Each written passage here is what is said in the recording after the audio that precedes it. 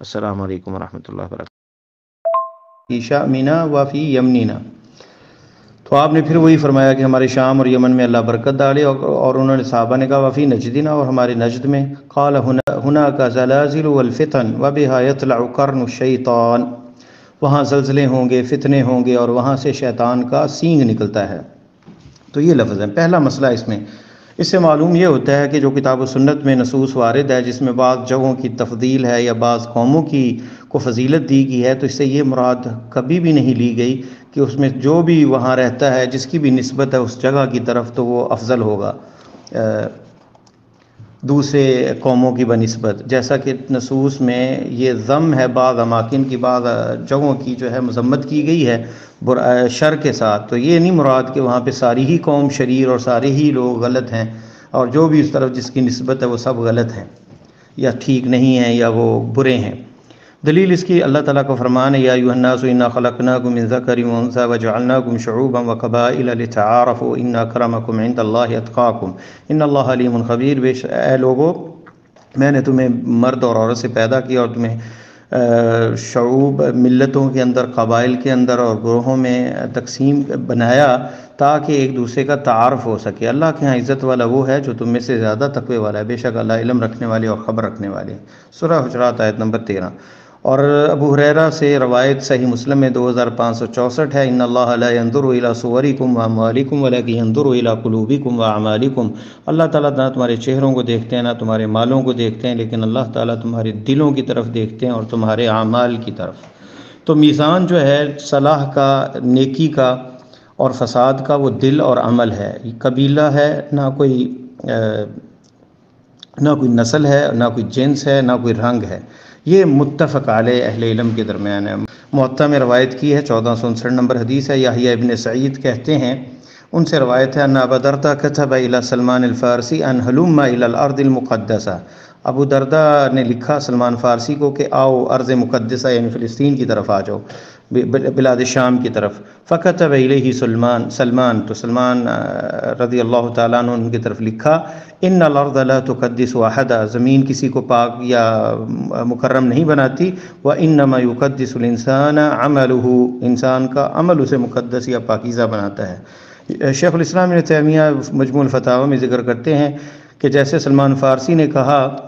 بات ایسی ہی ہے، کیونکہ مکہ جو ہے حرسہ اللہ تعالی اشرف البقاع، سب سے بہترین جگہ جو ہے مکہ مکرمہ ہے۔ وقد كانت فی غربت الاسلام دار کفر و حرب، اسلام جب نیا آیا تو اس وقت یہ دار کفر اور جنگ کا مقام تھا، اور اس وہاں رہنا بھی حرام تھا، اور ہجرت کے بعد بھی صحابہ جو ہجرت کر کے گئے انہیں جو ہے منع کر دیا کہ وہاں مستقل وہ قیام نہ کریں۔ اور شام جو ہے موسیٰ علیہ السلام کے دور میں ان سے کے نکلنے سے پہلے بنی اسرائیل کے دار صابئۃ المشرکین، مشرکین کا وہ گھر تھا،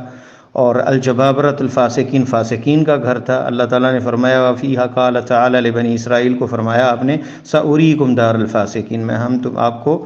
فاسقوں کا گھر دکھائیں گے۔ تو شام ایک دور میں دار الفاسقین تھا۔ تو زمین جو ہے وہ دار کفر اور دار اسلام اور ایمان یا دار امن اور حرب یہ ہو سکتی ہے، اور کبھی وہاں پہ اطاعت ہوگی اور کہیں گناہگاری معصیت ہوگی، اور دار المومنین اور الفاسقین یا مومنوں کا گھر ہوگا یا فاسقوں کا، یہ اوصاف عارضہ ہیں، کبھی لازم نہیں ہے کہ ہمیشہ ہی ایک ملک یا ایک جگہ جو ہے پاک ہو اور سارے لوگ اچھے ہوں، کبھی برائی بھی وہاں پہ منتقل ہو جاتی ہے اور کبھی اچھائی بھی، جس طرح سیم انسان کی طرح کہ کبھی وہ کفر کی طرف ہے اور کبھی ایمان کی طرف اور کبھی علم کی طرف، اور اس کے برعکس۔ تو ہمیشہ کی جو فضیلت ہے ہر وقت اور ہر جگہ کی ایمان اور عمل صالح کے ساتھ ہے، جیسے اللہ تعالیٰ کا فرمان ہے ان الذین آمنوا والذین ہادوا والنصارى والصابئین من آمن باللہ والیوم الآخر وعمل صالحا فلہم اجرہم عند ربہم، تو فرمایا بے شک وہ لوگ جو ایمان لائے اور جنہوں نے جو یہودی تھے یا نصارہ تھے اور صابئین میں سے تھے، اور جنہوں جو اللہ اور آخرت پر ایمان لائے اور نیک عمل کیے، ان کے لیے اجر ہے اللہ کے ہاں۔ اور فرمایا اللہ تعالیٰ نے وَقَالُوا لَن يَدْخُلُوا الْجَنَّةَ إِلَّا مَنْ كَانَ هُودًا وَنَصَارَىٰ، انہوں نے کہا بنی اسرائیل نے کہ جنت میں صرف یہودی اور عیسائی نصارہ جائیں گے۔ اللہ تعالیٰ نے رد ان پہ کیا، فرمایا تِلْكَ أَمَانِيُّهُمْ، یہ ان کی امنگیں اور خواہشیں ہیں، قُلْ هَاتُوا بُرْهَانَكُمْ إِن كُنتُمْ صَادِقِينَ، لاؤ دلیل اگر تم سچے ہو۔ فلا من اسلم وجهه لله وهو محسن فله اجره عند ربه، بلکہ حقیقت یہ ہے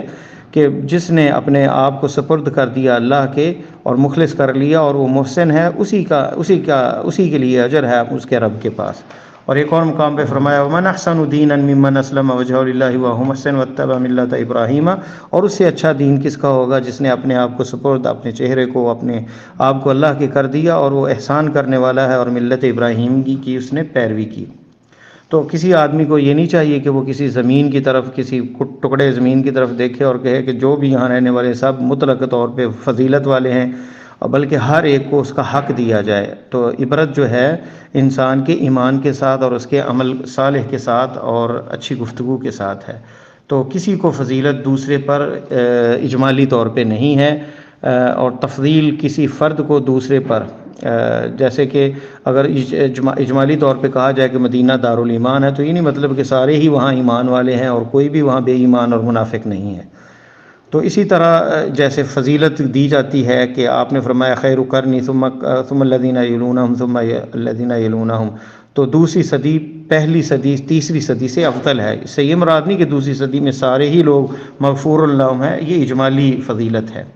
اسی طرح اللہ تعالیٰ کے نبی صلی اللہ علیہ وسلم نے عرب کو جو ہے ان کے علاوہ جو ہے فضیلت دی ہے، اور قریش کو ان کے علاوہ جو دوسرے خاندان ہیں ان پہ تو فضیلت دی ہے۔ تو اس سے یہ مراد نہیں کہ کلی طور پر ہر فرد اس میں شامل ہے۔ دوسرا مسئلہ جو ہے، تو اس حدیث سے یہ نہ سمجھا جائے کہ تمام اہل نجد کی جو ہے مذمت کی گئی ہے تاریخ میں، بلکہ اس کے اندر ذم ہے نجد کی مطلق، اور ذم جو ہے مذمت جو کی گئی ہے اور وہ مقید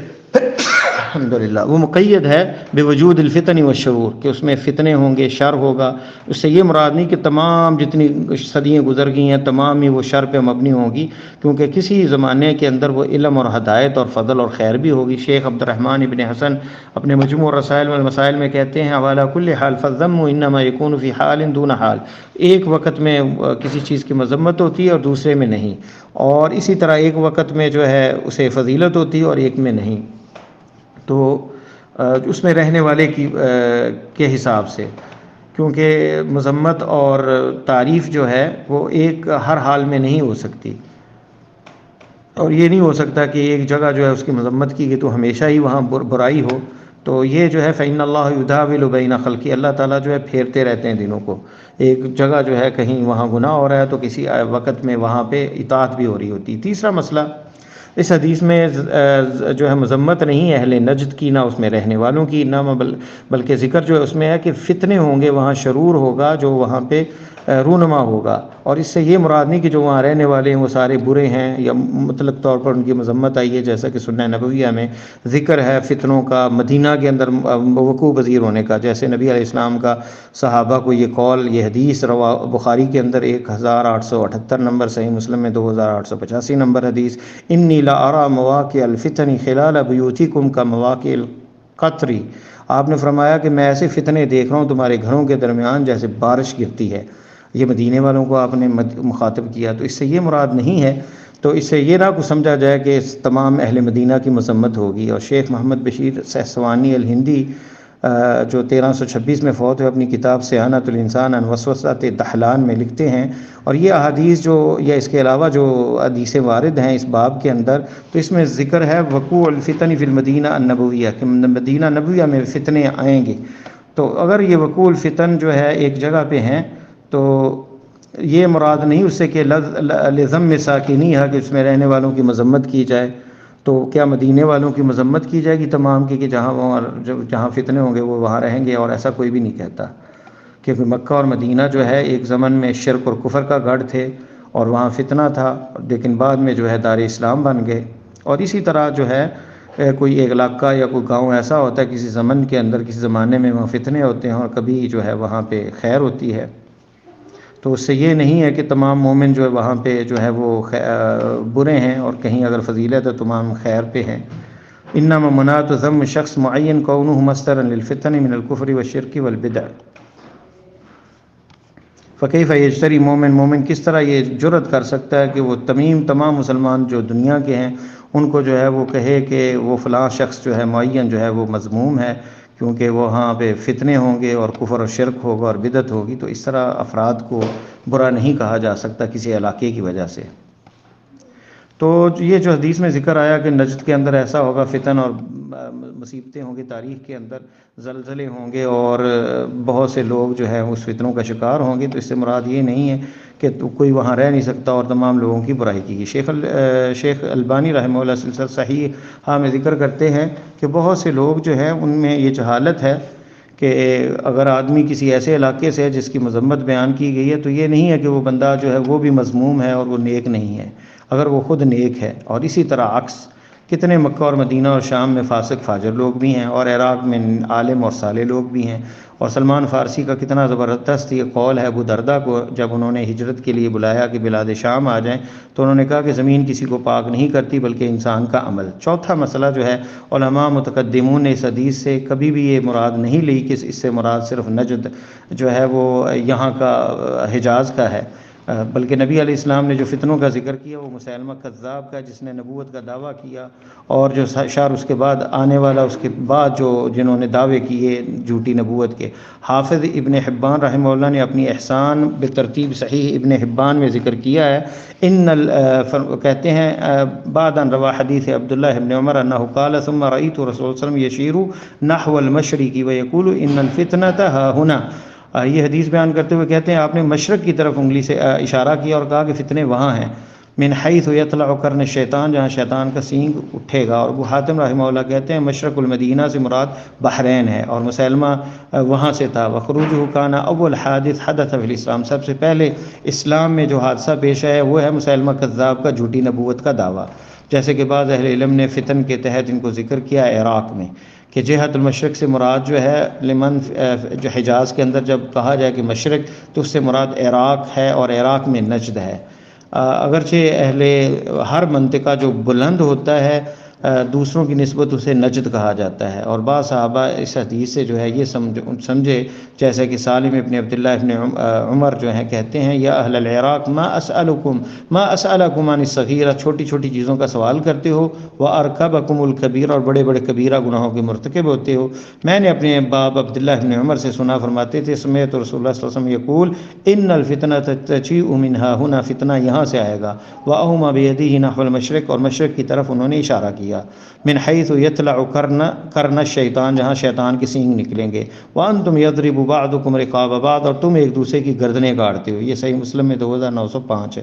نمبر حدیث ہے۔ تو اس سے مراد ہر وہ نجد جو مرتفع بلند جگہ ہے حجاز کی نسبت مشرق کی طرف، جس میں نجد حجاز بھی ہے اور نجد عراق بھی ہے۔ شیخ الاسلام ابن تیمیہ کہتے ہیں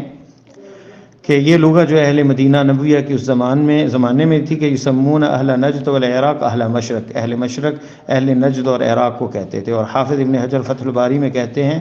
کہ اہل مشرق اس دن کفر کی حالت میں تھے، تو نبی صلی اللہ علیہ وسلم نے فتنوں کا ذکر کیا جو اس طرف سے اٹھیں گے۔ جیسے سب سے پہلا فتنہ مشرق کی طرف سے جو ہے مسلمانوں کے درمیان تفرقہ تھا اور شیطان اس سے خوش ہوتا ہے اور وہ بدعات تھیں، اور خطابی کہتے ہیں نجد سے مراد جہت المشرق ہے، مشرق مراد ہے، اور اس سے مدینہ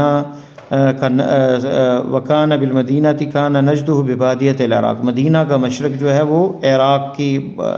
علاقہ تھا اور اس کے گرد و نواح کا، وہی مشرق والا المدینہ، یہ ہے مدینہ والوں کا مشرق۔ اور اصل نجد سے مراد کل مرتفع من الارض، جو زمین سے بلند ہو جگہ، اور وہ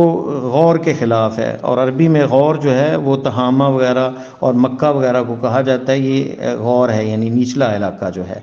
تو اسی طرح علماء نے اس سے مراد مشرق لیا ہے اور اس سے مراد جو ہے وہ عراق کا علاقہ لیا ہے، اور یہ باتیں جو ہے واضح ہیں، تو اس سے یہ نہیں ثابت ہوتا کہ تمام اہل نجد والے وہ غلط ہیں، یہاں پہ جو علماء ہیں وہ غلط ہیں، تمام لوگ فتنے وہاں ہوں گے، نہیں، یہ کسی زمانے میں فتنے ہوں گے، جیسے مسیلمہ کذاب کا فتنہ تھا اور دوسرے فتنے تھے، اس میں عراق بھی شامل ہے اور نجد بھی بعض نے شامل کیا، اور اہل عراق زیادہ جو ہے وہ صائب نظر آتا ہے کہ اس دور کے اندر جو ہے وہیں پہ زیادہ فتنے، جس میں صحابہ اکرام کو گالیاں دینے والے روافض، یہ سارے وہیں پہ ظاہر ہوئے، اور یہ سارے فتنے معتزلہ کا، جہمیہ کا، یہ سارے جو ہیں، جیسے کہ علامہ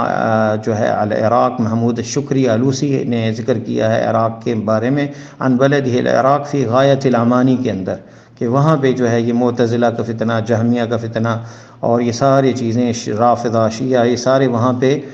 جنہوں نے غلو کیا اہل بیت کے اندر اور صحابہ کو گالیاں دیں، وہیں سے یہ فتنے جو ہے نکلے۔ اور شیخ حکیم محمد اشرف سندھو نے اپنا ایک رسالہ لکھا ہے جس کا عنوان ہے اکمل البیان فی شرح حدیث نجد قرن شیطان، اور یہ مطبوع ہے۔ اس کے مقدمے میں لکھا ہے شیخ عبد القادر بن حبیب اللہ سندھی نے، اور لکھتے ہیں کہ جو موضع اور جو جگہ الذی یعین من قبل اہل الجہل والضلال اليوم، کہ آج جو جہالت والے لوگ، جاہل لوگ جو کہتے ہیں کہ اس نجد سے مراد جو ہے سعودیہ کے اندر ہے، اس میں سلف اور خلف میں سے کسی نے نہیں کہا اس کے بارے میں، الا بعد ظہور دعوت شیخ الاسلام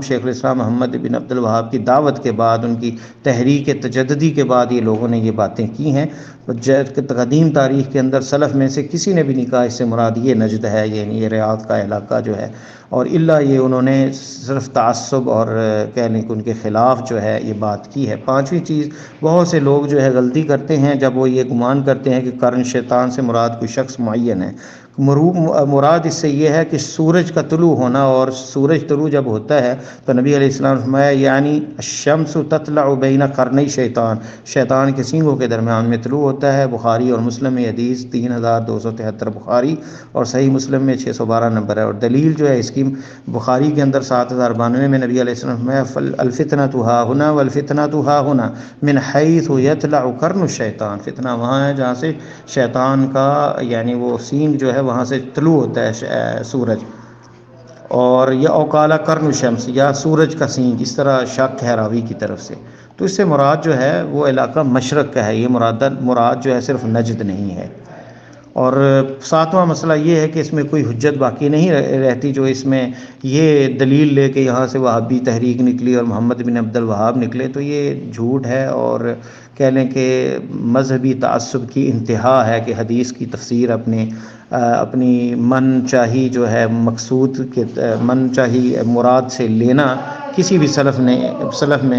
علماء نے یہ جو ہے تفسیر نہیں بیان کی۔ واللہ تعالی عالم بالصواب۔ مدینہ منورہ سے نبی کریم صلی اللہ علیہ وسلم کی تعلیمات کو عام کرنے کے لیے دینی سوالات کے فری جوابات کے لیے واٹس ایپ گروپس مسائل دین خاتم الانبیاء۔ 4 نمبر گروپ جناب شیخ محمد جمیل العلوی صاحب کا ہے، ویڈیو کی صورت میں یوٹیوب چینل برکات الرحمن پر زیادہ لوگوں کے استفادے کے لیے محفوظ کیا گیا ہے۔ قرآن سمجھیں، قرآن سمجھائیں، دوسروں کو بھی دعوت دیں۔